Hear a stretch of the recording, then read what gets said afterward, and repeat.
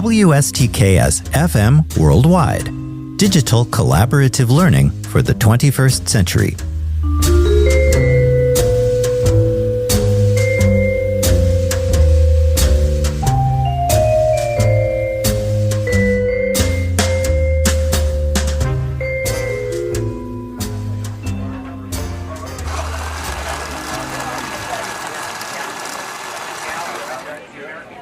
Good morning, good afternoon, and good evening, everyone. It's Professor Schwartz once again with a fresh mug of dark roast coffee and my feline buddy, Onyx the cat, here at our usual table in the Collaborative Cafe on the ground floor of the WSTKS-FM Worldwide Studios. Welcome to week 13 of the course. This time around, let's consider the following question. Are you undermining your student learning team one way or another? After a quick musical break, we'll discuss the 4 ways in which the members of your team might unintentionally compromise your collaborative efforts each week. But there is still time to turn things around. Stay tuned to learn how.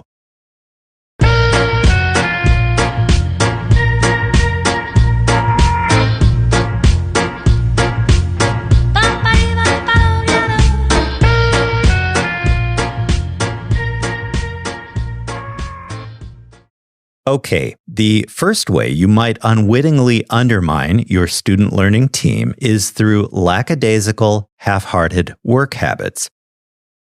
If or when team members are not fully engaged and committed to conscientious and routine collaboration, it leads to uneven workloads where some members do more than their fair share. Falling into that trap, however, sabotages the overall team dynamic and learning experience since lack of full effort from at least some members of the team result in lower quality work that doesn't really reflect the full potential of your team. Instead, and bear with me here since I know that I have mentioned this point many times already, instead, commit fully to your team's goals and put your best foot forward on all assigned tasks.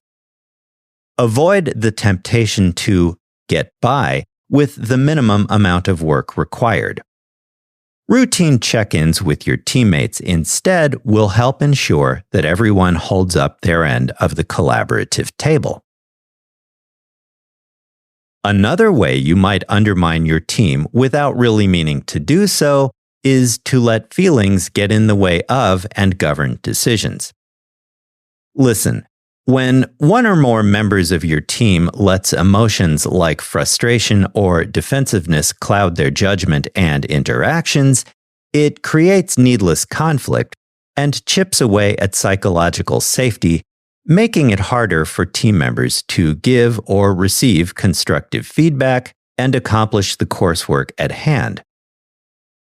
Emotion-driven decision-making also leads your team to settle on the first or most obvious solution rather than thoroughly brainstorm, discuss, and consider all options and ideas. A more effective way is for members to practice active listening and try to understand the different perspectives that each of you might have. Although we're now late in the semester, it might nevertheless be a good idea for your team to revisit its list of core values and contract from week 3 to review and reset ground rules, team expectations, and, if necessary, address conflict resolution.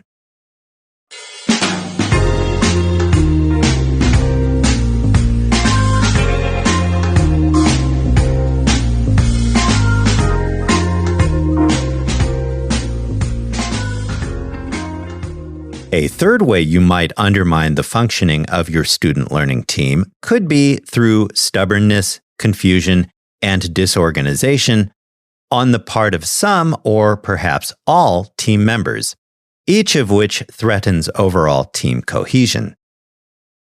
When any one member of your team is unwilling to compromise or admit past mistakes, it gets in the way of resolving conflicts and restoring team cohesion. Unresolved confusion about roles and responsibilities leads to wheel spinning, duplicated effort, or important tasks falling through the cracks. Disorganization in how your team manages information, meeting notes, and project plans, on the other hand, hinders effective collaboration. You can overcome nagging issues like these by revisiting and redefining clear roles, responsibilities, and priorities ahead of your third collaborative project. Work together to organize your meeting notes, to-do lists, and any related materials.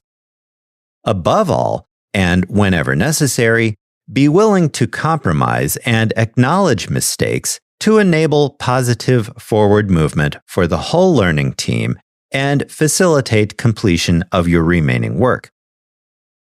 Even if you have run into difficulty with collaboration before now, there is time to turn things around and finish the course on solid ground.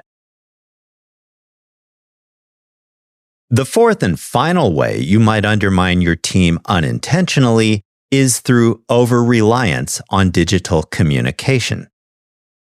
Because important context and nuance are lost when compared to in-person collaboration in real time, the use of text, chat, or email threads as your sole form of interaction risks misunderstanding and related confusion. Think about how communication suffers when things like tone of voice, volume, facial expression, and body language are absent. Just turn down the volume on your TV or computer, or turn away from the screen for a few minutes the next time you sit down to catch your favorite show, and you'll see what I mean. By the same token, the real possibility of misunderstanding and related delays can disrupt your learning team's work process, making it harder to stay organized and on track. It's a better idea to balance the use of communication technology with meetings and discussions in real time whenever possible, permitting more nuanced understanding between the members of your team, while at the same time minimizing the potential for confusion.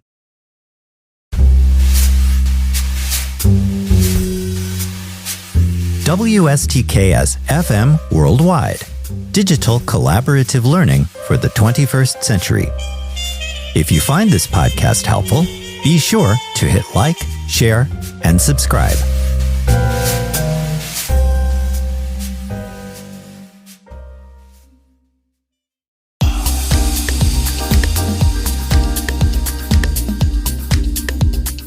Before we wrap up today's program, let's take a quick look again at the 4 ways you might undermine your student learning team without meaning to.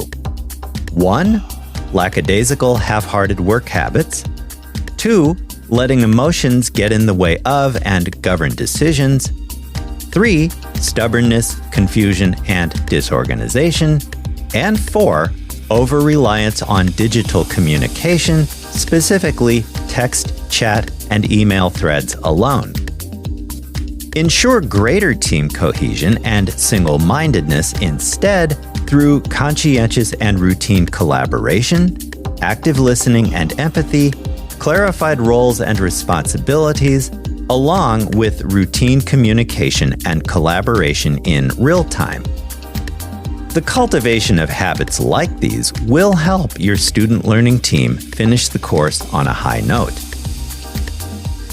Enable and empower your student learning team by joining me again in the Collaborative Cafe for further tips, tricks, and advice based on my almost 30 years of collaboration with thousands of undergraduates at 3 Big Ten universities, 2 liberal arts schools, and 2 community colleges across the upper Midwest of the United States. In the meantime, thank you for joining me today. I'll see you in class, online, or during Zoom office hours if you drop by with a question. Stay healthy, have a safe and a productive week. With special regards, from Onyx, the cat what am. So long, and I'll talk to you again soon. Bye for now.